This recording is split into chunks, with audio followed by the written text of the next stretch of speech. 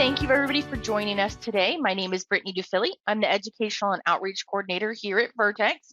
Today we have Steve Hall, one of our longest senior engineers here, going on 20 years next year, I believe. He is going to be talking about enhancing the agent experience in Contact Center. I'm going to go ahead and kick that over to Steve. Steve, the presentation's all yours. Thank you, Brittany, and good morning, everybody. Welcome back to this month's Mitel webinar. Let me go ahead and pull up my browser. As Brittany said, today's topic is going to be enhancing the agent experience, trying to provide our contact center agents with some additional information to help them do their job better, hopefully. So let me take a look here. Okay, I've got that. Let's see, make sure that's logged in. Okay, all right.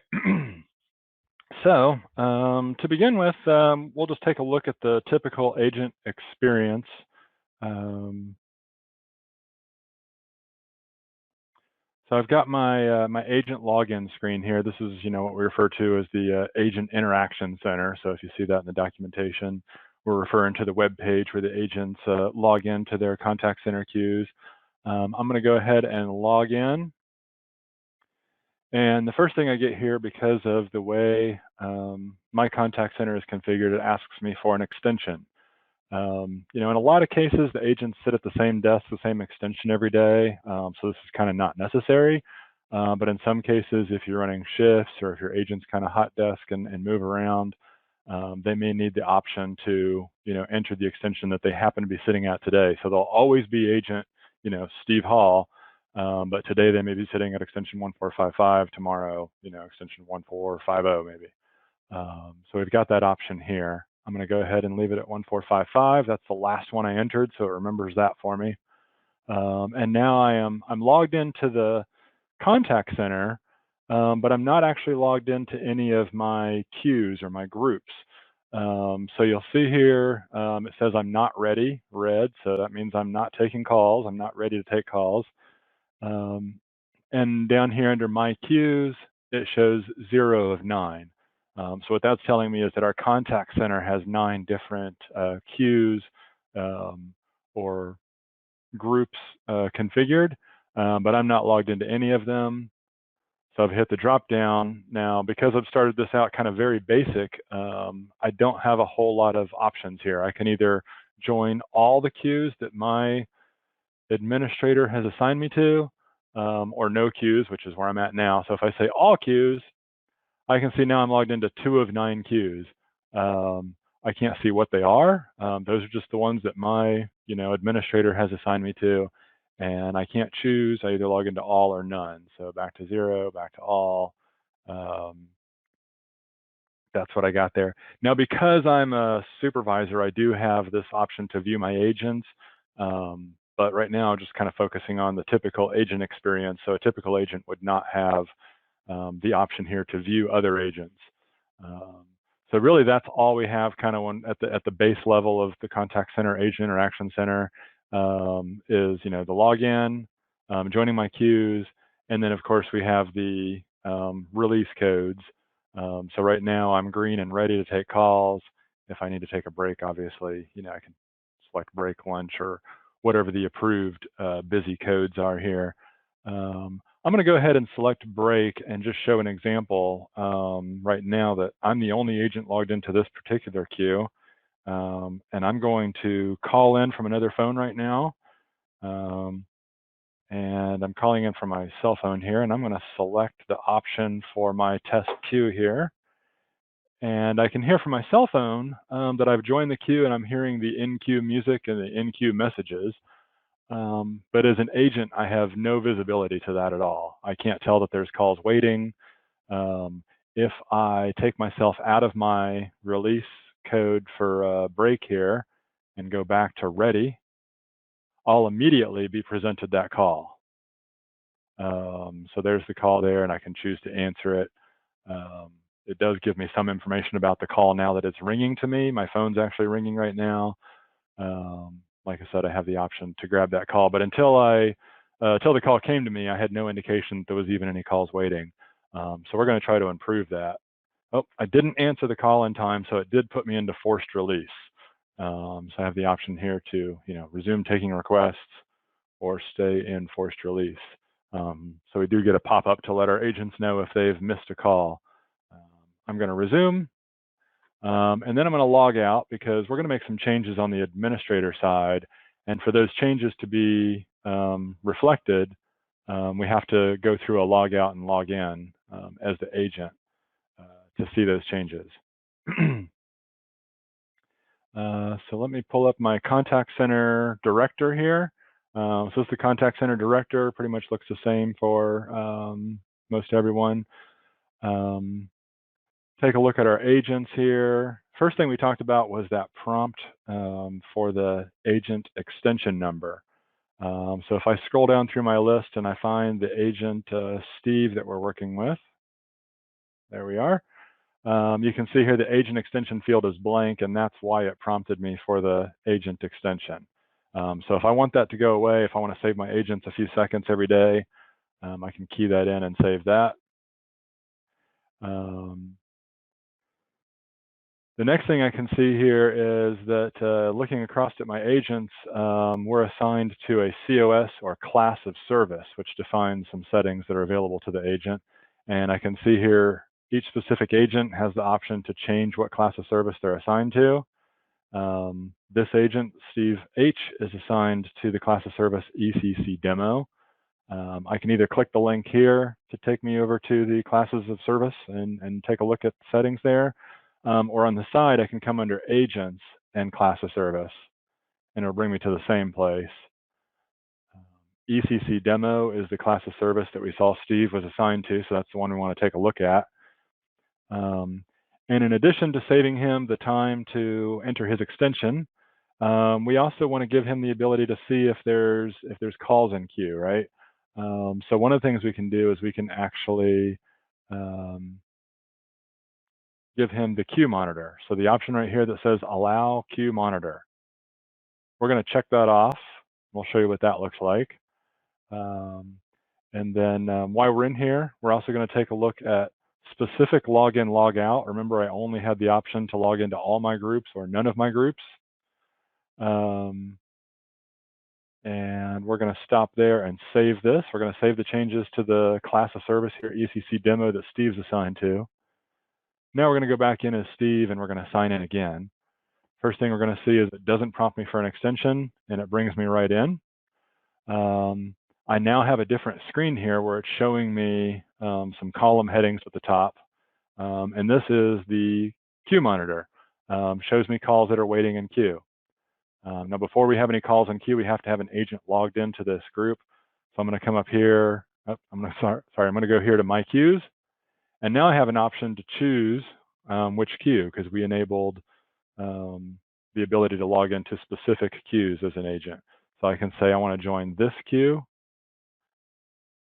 And so now I'm in one of 9 queues, and I'm now available to take calls for that queue.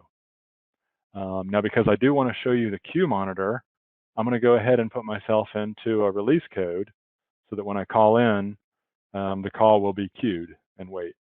So I'm calling in again from my cell phone, selecting the option, and there we go. There's a call in queue.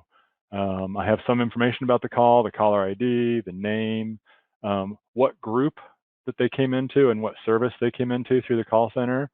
In this case, they're named the same, but those could be different entities.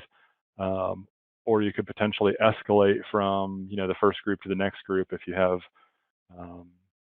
overflow set up in your contact center. I can see the time that the call entered the queue. The DNS is essentially the extension number of the queue, or the IRN route point extension that caller came into the contact center on, and then call priority. All of these different values are what the contact center refers to as part of the call profile. The call profile has several different variables that make up the details of the call. Some of those variables are automatically populated, like the caller ID, the time they entered the queue, the service, the group. Some of those variables can be filled in through other means, which I'll show you a few options. But we do have some more visibility. I can see down here queued interactions. I can see that there's one call queued. So I do have, more information than we had the first time. Again, if I take myself out of break and go ready, that call is going to start ringing my phone. Again, it's going to show me some of the call profile variables about this call, so that I have a little bit more information about the call to be able to help this caller out hopefully quicker. Again, I can take the call in this case, mute that. I have those details still available while I'm on the call, those call profile variables. And of course, I can do my typical things where I can transfer a conference, end the call, put the call on hold. I'm going to end the call, which of course gives me an option here to put in a wrap code if we're using wrap codes. In this case, I'm just going to end wrap, and I'm back to available and ready for the next call. I'm going to go ahead and sign out again, because we're going to make some other changes on the administration side.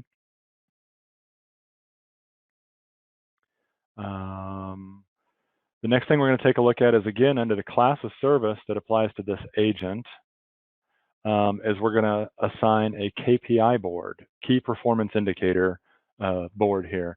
So we have the ability here, and I have a couple of different boards created. We're going to use the one, again, called ECC demo.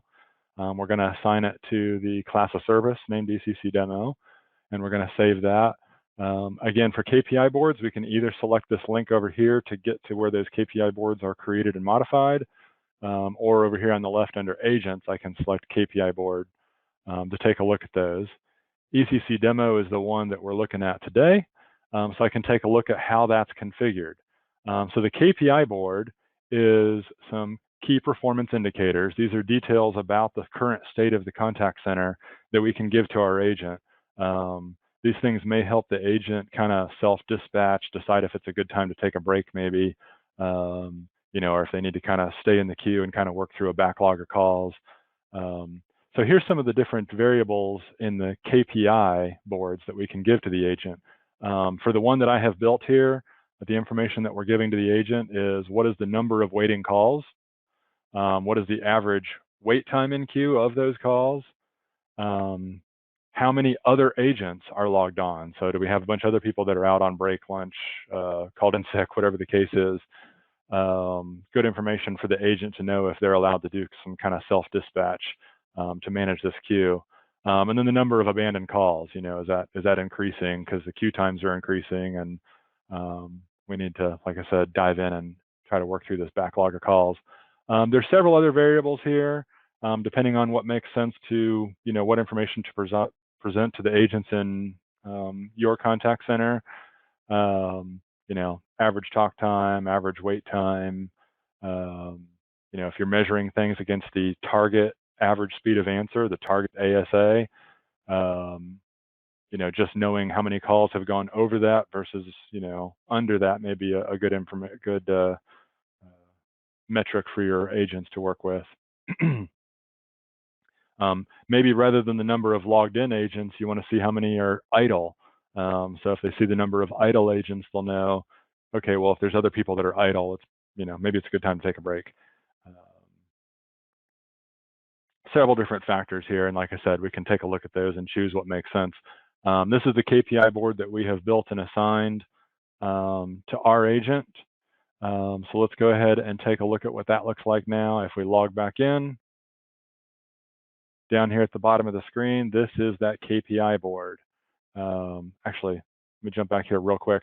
I do need to make clear that when you add these things, like let's say number of idle agents, right here, you'll notice that the group that this metric is pointed at is, in this case, our chat group. We need to highlight the KPI over here and choose what group. If we want this only to look at ECC demo, maybe we want to make this look at our, Mitel team group, our Spanish group. We can change that, but each of these metrics can be targeted at a different group. So you do need to make sure that you have that set properly. Don't want to miss that part because that can get missed sometimes.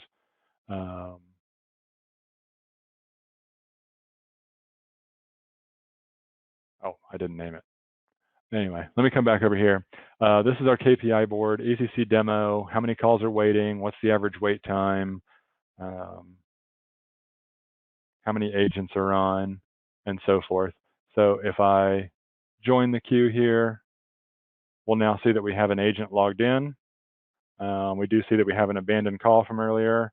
And again, if I call in from the outside, select the option for this queue.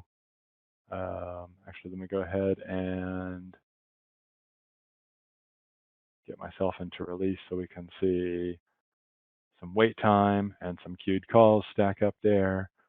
It's going to have to ring for a couple seconds before it puts me into forced release here. All right, so I'm going to stay in forced release. And now I can see that we have a waiting call, and the wait time, average wait time of our callers is going to start increasing down here.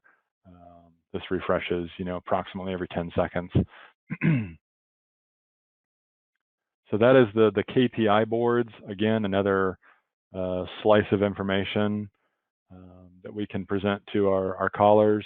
The queued interaction, again, we do have the queue monitor now. So that's nice. We can see the calls that are waiting in the queue. We do have an option in the contact center that can also allow agents to pull calls from the queue. So we could have many calls stacked up here. And if you allow that permission for your agents and you want them to do that, maybe they recognize a caller ID or a name of someone that they were working with earlier, they could actually, like in this case, I'm actually in release, but I could, if I had the permission, grab the call here. There's a little green button over here where I can pick up that call out of the queue, even though I'm in release. So that's another option that we have for our agents. Specifically, if you allow them to do that and you need them to be able to, reconnect to specific calls, they can pick up from the queue. Now, again, talking about those call profiles, I'm going to hang up. So we're going to have another abandoned call over here because I hung up on my cell phone side this time. And I'm going to go back to ready, and I'm going to go ahead and sign out. And we're going to go back to our contact center director here. All right, so we talked about the call profile variables and how some of those, like the caller ID and the service and the group that the call is for, those are automatically populated. We do have the ability to create and populate some other call profiles. So if we come down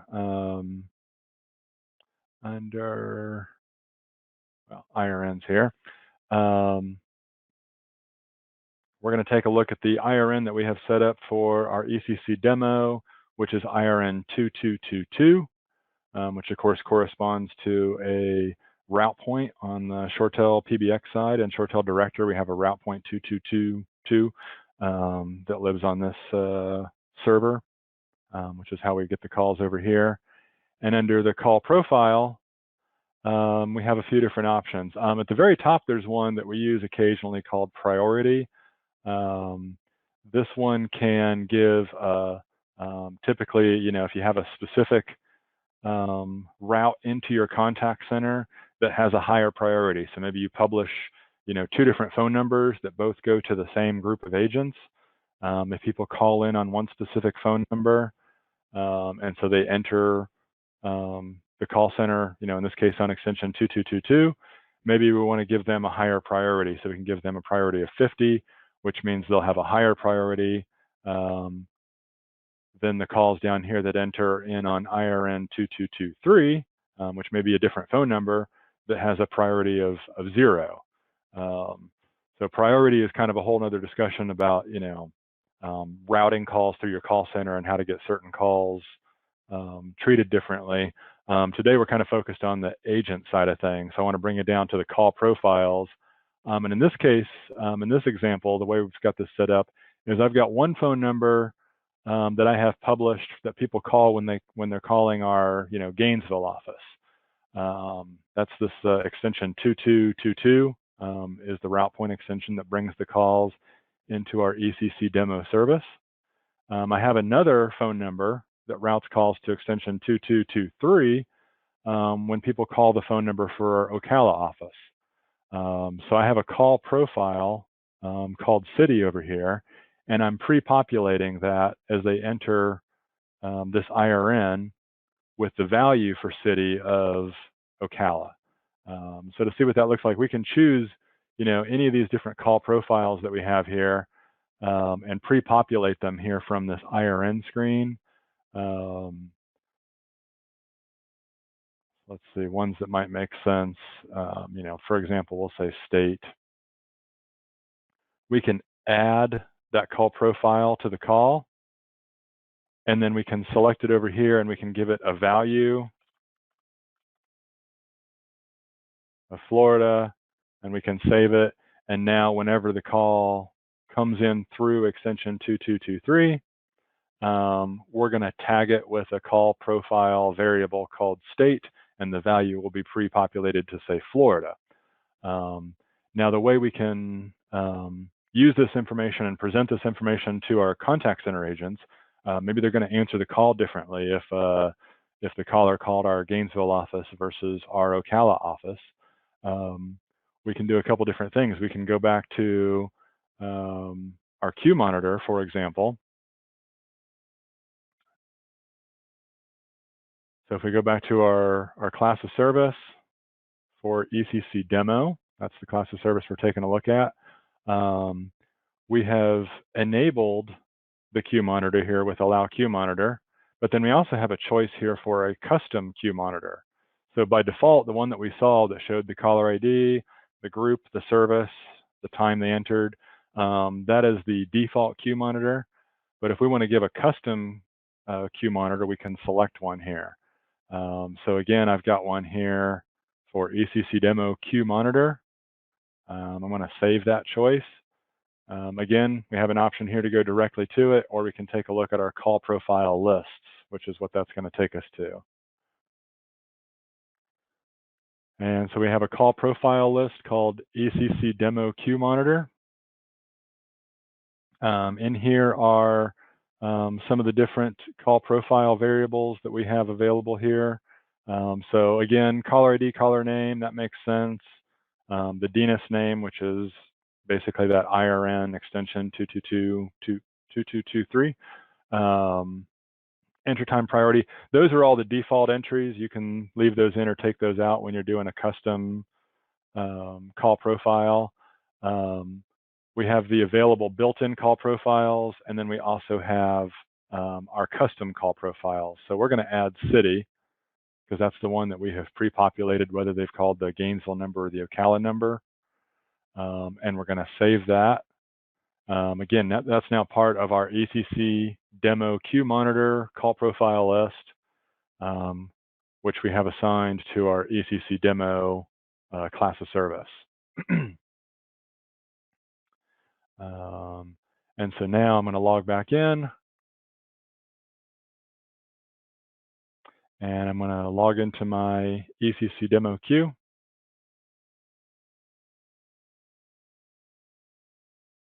And we're going to call back in.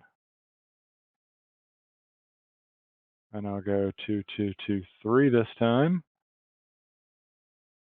Oh, I'm sorry, I did not put myself in release. So we'll give that a few seconds here. We don't have that information presented here yet. I'll show you that in a second. While the call is actually ringing to me, we're still looking at the default call profile list. And that's exactly what this is showing me here. Stay in forced release. If I look at my queue monitor though, we now have that call profile variable called city showing up here and showing me that this call came in through the Ocala number. I'm going to go ahead and abandon that, or abandon increments down here. We're going to sign out one more time, because we also want to give that information to the agent while the call is ringing. So to do that, while the call is ringing, it's actually being presented by the service, right? So the IRN in our call center, we've got some other, training what we've done on call routing, but the IRN essentially hands the call off to a service. So we have a service here, again, called ECC Demo. It has a call profile list here called the default call profile list. As we talked about, that's the one that shows the caller ID, the DNS, the time, the priority. I have another call profile list here called VCC or ECC Demo incoming, so that we know this is the call profile list that we have designed to present information to our agents based on the incoming call. So I'll save that change here, and we're going to go take another quick look here. I'm going to log into my queue and release this time. I'm going to get out of forced release and go for break. All right, and call in. This time I'll go for the Gainesville number. All right, so we can see here that we have the call. We can also see the priority that we changed. This call now has a priority of 50. City is Gainesville. If when I resume taking calls, we'll see that the information that's displayed on an incoming call will now have more information. So there we go, quite a bit more information there. And some of it's populated, some of it's not. I'm going to go ahead and answer this call so that this information will stay on the screen the entire time that I'm on the call. As you can see here, the city tagged as Gainesville. The priority which does increase over time, is now at a 54 before we got that call answered. And I can see, in addition to the default values of the caller ID, DNS, enter time, I can see several other things here. The trunk number that it came in on, that's something that's kind of inherent to the PBX side. Every trunk has kind of a ID number. The GUID, if you're at all familiar with troubleshooting call flow through the logs, there's something called a GUID, which will track this call through all the different logs so we can see what happened to it. And then we also have lots of other information down here: address, birth date, social security, zip code. That information, of course, we don't have. That doesn't come in with the caller ID.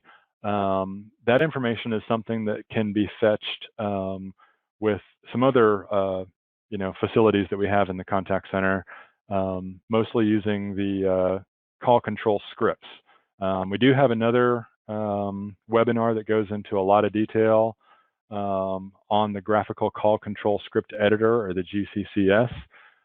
But in there, you can do some different things. You can prompt callers for information. You can say, please enter your zip code. If you need to get that information from the caller, they can key that information in, and then you can choose to route the call differently, maybe to a different group. Maybe you've got a sales team that has different territories. So you can prompt the caller to enter that information and either present that information or route the call based off of that. Or using those call control scripts, you can reach out and connect to a database. So maybe you have your own CRM database that has your customers in it, and you can look up based on the caller ID. Again, you could prompt them maybe to enter in like a member number, something like that. You can then take that information and go out to the to your CRM database, do a query, return back additional information about that customer, so that when the agent takes the call, they're already going to know, who they are, where they live, what their member number is, maybe what level of membership they have, whatever information makes sense to give to your agents to help them, help that caller out. So I'm going to go ahead and end this call, and I'm going to go ahead and end wrap, so I'm ready for the next call. We go ahead and log out here, so if we make any changes, they'll be reflected the next time we log in. I do want to show, since we had that ECC demo incoming, which is the call profile list that we displayed to our agent while their call was ringing and while they were on the call. Again, we can select this, or we can come over here to call profile lists, and we can see, the one that we built for the queue monitor has just a few pieces of information.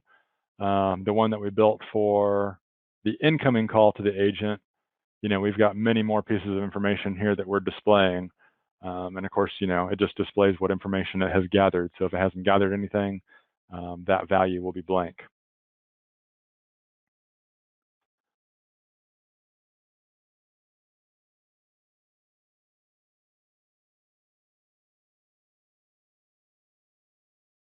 All right, and we did the, go back to service ECC demo.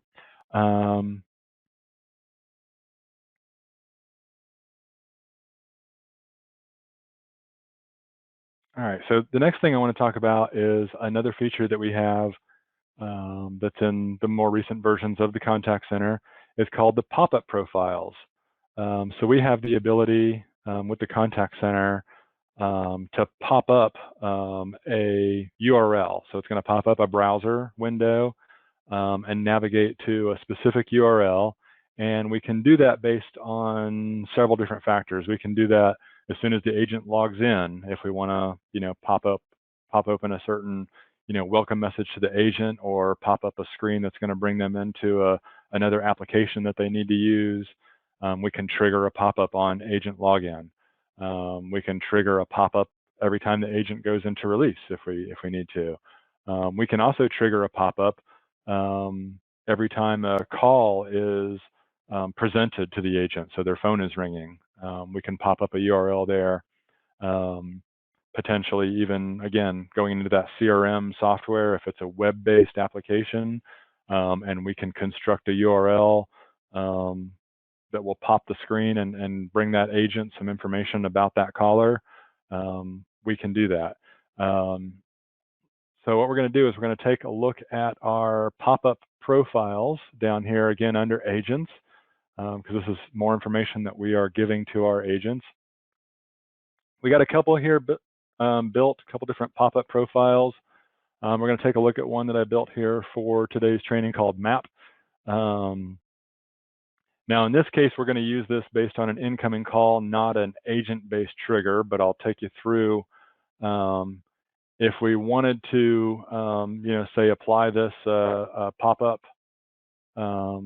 profile to an agent, we could take the agent and we could assign it to them, and then we could say, pop up the URL, the shortcut, anytime they go into one of these states. So every time they log in, we're going to throw them a pop-up, or every time they log out, we're going to throw them a pop-up, or maybe every time they go on release, if that makes sense, if there's some information we want to provide to our agents that way.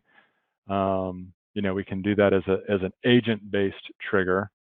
But in this case, we're going to do it as a service-based trigger. So the service is essentially synonymous with our queue in the contact center.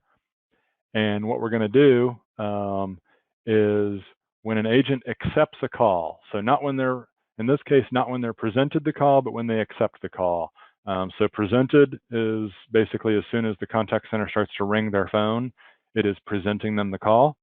Accepted is once the agent has answered the call, is what accepted means. Reserved is something we use if you're doing outbound calls or callbacks. We have a feature in the contact center called dial lists, where we can pull in a list of phone numbers and start handing those calls off to your agents, and the contact center will call out to those numbers and connect an agent to the call. There's also a feature which several customers are using called callbacks, where when a caller is waiting in the queue, they can choose to have the contact center call them back when an agent's available, so they don't have to wait on the phone. So anytime we're placing outbound calls, an agent has the possibility of being in a reserved state, and so that's another trigger that we can use for this pop-up profile. We can also pop up every time there's a wrap-up. Maybe it doesn't make sense to pop that CRM screen until the end of the call, so they can put in some notes. So we could pop it up based on that, or when the call's completely ended, wrapped, and they're ready for the next call. So in this case, we're going to present this pop-up called MAP, and we're going to present it on the services that it's applied to, and we're going to apply it to our ECC demo service or queue. And we're going to pop it up every time a call is accepted by one of our agents. And in this case, here's the URL that I'm using. I'm using a Google Maps with a search, and I'm using a variable called city. So we've got that call profile that we created and added to our IRNs called city. And we're using that as a search inside this URL, so that if it's an Ocala call, it should bring us to an Ocala map versus a Gainesville call, it should bring us to a Gainesville map. You can insert different call profiles to these URLs. So again, if you've got a CRM software that can do a search based on maybe the caller ID of that person, you could construct a URL, and then you could come down here to your call profiles, and you could find the caller ID.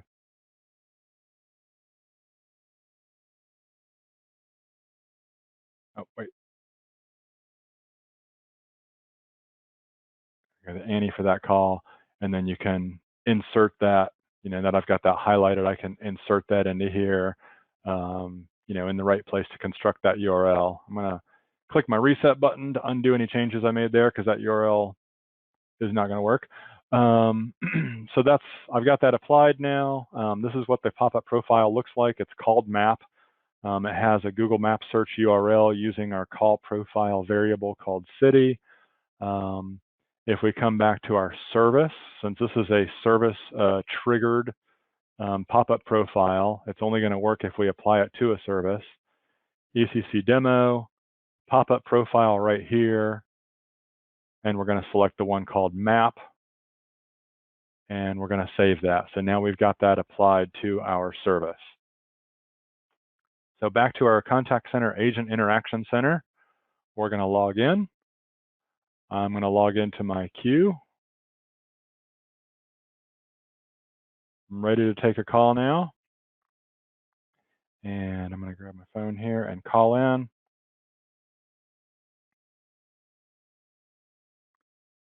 I'm going to go 2222. And we're going to see we've got a call coming in. Right now it's presenting me all that call profile information that we have in the incoming call profile that we built. As soon as I answer the call, I get a pop-up that brings me to a map that has that variable filled in there called Gainesville. So obviously, that one doesn't do me a whole lot of good as an agent. But like I said, if you've got a web-based CRM or some other software like that, you can do a lot of things with these pop-up profiles and providing your agent some additional information. Or even just maybe when they log in, you open up their primary application that they need to be using, just to kind of save them some mouse clicks and some things to kind of get their day started. You could potentially throw them a URL or two as soon as they log into the contact center, so that way they kind of have one place to go to get their day started. There's a couple different ways that can be used. All right, so I'm going to end my wrap back in here. All right, so that was pop-up profiles. Last couple things pertaining to agent information. Of course, while we're in here, we do have our release codes versus wrap codes. Sometimes those get kind of mixed up. Release codes are your not ready states, reasons that an agent is going to stop taking calls from the call center. So of course you can see some of the ones that we have built in our system, break, lunch, training, meeting, client meetings, different things. Different reasons that are approved busy reasons for these agents to go on break. We also have the list of wrap up.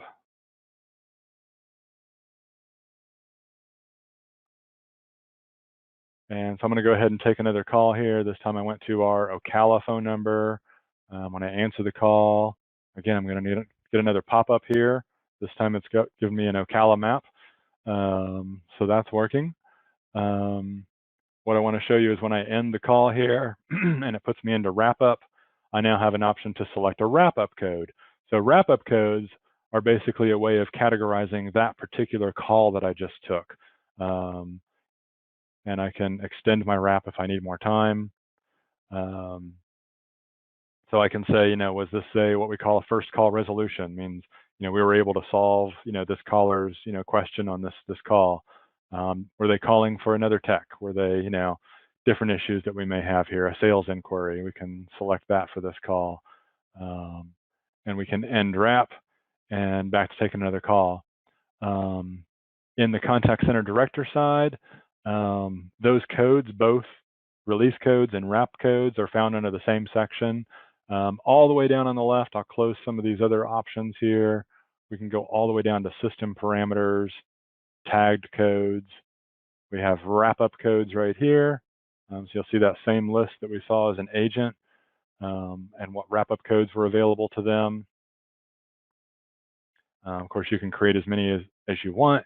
Everyone needs to have an ID number. That's more just so that it has a spot for it in the database. The numbers don't really pertain to a whole lot other than reporting and a record number for the database. And then we also have our release codes down here. These are our approved busy states. And of course, you can add, modify to this list as needed. So those are your wrap codes and release codes. Which is kind of the last piece of information for our contact center agents. So, as we discussed, we've got one other thing that I like to do for our agents to save them a little bit of time. Under our class of service for ECC demo, this is where we gave them the KPI board. This is where we gave them the custom queue monitor. We allowed them to view the queue monitor. We allowed them the specific login, logout. I also like to give the agents typically the automatic login to queue. Maybe a supervisor doesn't want to do that because they want to log in to be able to monitor what's going on in the contact center. But for an agent, I think it typically saves them a little bit of time and confusion to go ahead and, when they log into the contact center interaction web page, go ahead and log them into their queues or groups. So if I save that one, and one more time, we're going to log out and log back in.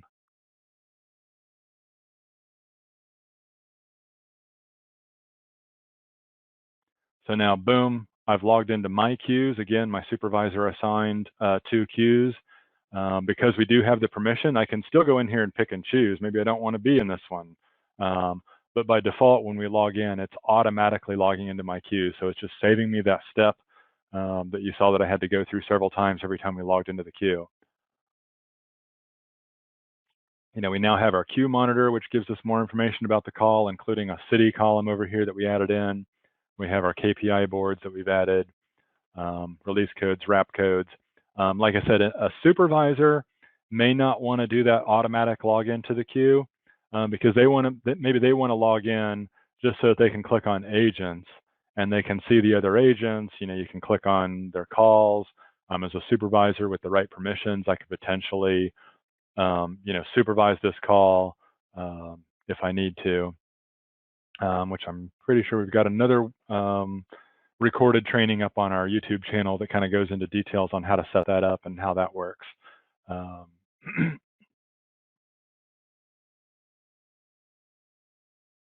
right, so I'm going to go ahead and sign out here. That was the end of the details I had about specifically, enhancing the agent experience today.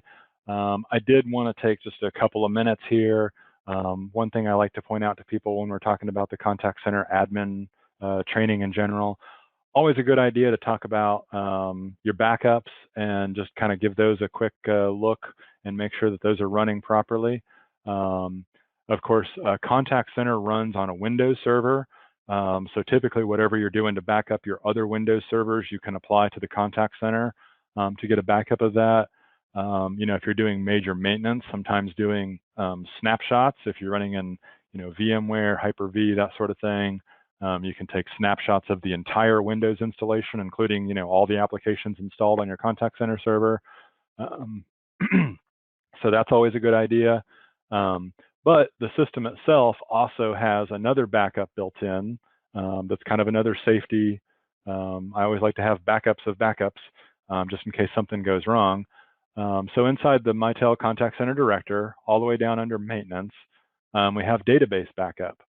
And I like to take a look at this periodically just to make sure that things are functioning, because this can kind of go off the rails and start failing for you know, a variety of reasons. Usually it's drive space. That's typically the reason is why the backups start failing. But there's really nothing that kind of jumps up and tells you that unless you're monitoring the event log on the server and you have a trigger set up to notify you of a backup failure. But so it's always a good idea to come in here and take a look at your database backups. You can see how we have this configured. We have a couple different options here. We have the destination path. This is a path on the server that's pre-populated and then just kind of /backup. So this drops us into our program files, x86, on whatever drive the contact center software is installed on, inside the ShoreTel folder, inside the contact center server folder. It creates a folder called backup and it drops it in there. We have it set to kick off at 10 p.m. Of course, you can set that to whatever makes sense in your call center. And then we have some options here based on how often and what kind of retention we want to do here. So the way we have ours set is we have a daily backup set. So it backs up every day and it keeps 3 copies. In addition to that, we have a weekly backup that happens every Friday and it keeps 2 copies. Now, when you have a daily backup and a weekly backup, it's only going to back up once per day. So if the weekly backup, which in our case falls on Friday, when that occurs or when that's scheduled to occur, it's not going to take what's considered a daily backup. It's just going to take the week. It's only going to back it up once. It's just going to label it as a weekly backup instead of labeling it as a daily backup. But it's the same backup. It's basically for retention is why it labels it differently. So we're going to keep 2. So on the dailies, we keep 3. We can go back 3 days. If there's kind of a minor issue and we want to go back to yesterday because, you know, a supervisor got in here or an administrator got in here and we're not sure what they did, we need to go back to yesterday. We can do that with our you know, yesterday's backup. Maybe we have a bigger problem, we didn't catch it in time, so we need to go back a couple of weeks, we can do that. And then again, we've got monthly backups. We're doing it on the 1st of the month and we're keeping 2 copies. Again, when the 1st of the month rolls around, when that happens, it's not going to do a daily backup, it's going to do a monthly backup. If that happens to fall on a Friday, it's not going to do the weekly backup, it'll just do the monthly. And then down here, we can see the results of those backups. And so we can see here's our 3 dailies. So we can see for the past 3 days on the 12th, 13th, the 14th that did our daily backup and they were all successful. We can see our weeklies. They're sorted alphabetically. So down at the bottom of the list, we can see the last couple weeklies that it did back on September 2nd and September 9th. And then we can see the last couple monthlies that it did on September 1st and August 1st. So those are the different backups that we have available to roll back to if we need to. Then there's also a couple of buttons here where if I choose to back up right now, I pretty much would always select all data rather than configuration data and select that. What that's going to do is that's going to make a backup right now. So if I'm about to do some maintenance, maybe I don't want to wait for the next nightly backup to run, I can just click that button and back it up right now. It is recommended not to do that during operational hours for your call center because it can put a load on the server.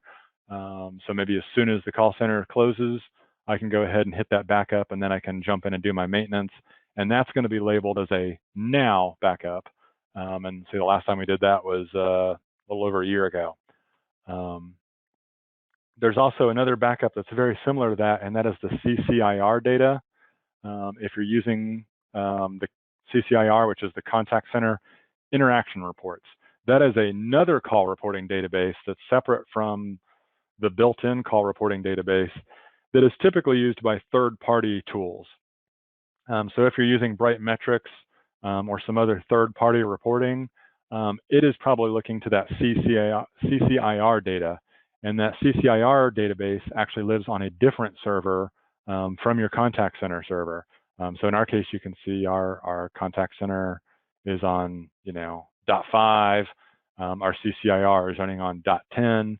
And again, in this case, we only have selected daily backups and we're keeping 3 copies. We don't have any weeklies or monthlies. So down here in the results, that's all we see is the 3 dailies and when those occurred and that those were successful. Always good to take a look at that. Just to show you the folder structure of what that looks like. I'm going to connect to our contact center server on the C drive here, which is where we have our applications installed. And those backups are located in the program files x86 folder, under the ShoreTel folder, under the ShoreTel Contact Center server folder, and the backup folder. And so here you can see, just like we looked at in the Contact Center Director webpage, we can see our 3 most recent dailies with the D in front, our 2 most recent weeklies, monthlies, and the last time we did that now backup. You'll see the same thing when you navigate into the folders on the CCIR server. You'll see these same backup folders in the same folder location where the application, the CCIR server, is installed.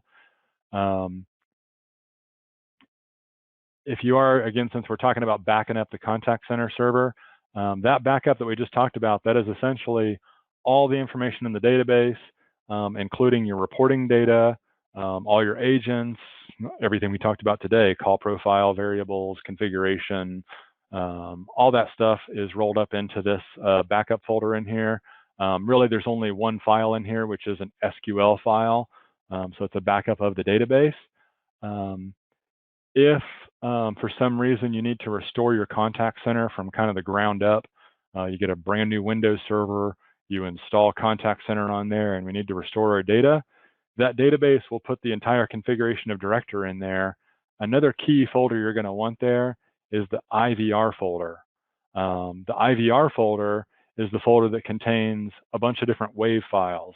So it contains all the WAV files every time a caller is hearing one of your comfort messages in queue, your in-queue announcements. Please hold for the next available agent. Maybe you have some marketing messages in queue that you play to callers while they're waiting. Those WAV files all get stored up here in the IVR folder, as well as any music in queue. So if you've got music files that you're playing to your callers while they're waiting, those are going to be in this IVR folder. We can go into our US, because all of our scripts are in here. We can go into system. There's a lot of pre-baked WAV files in here that come with the system. Essentially every number that the system might want to read to someone.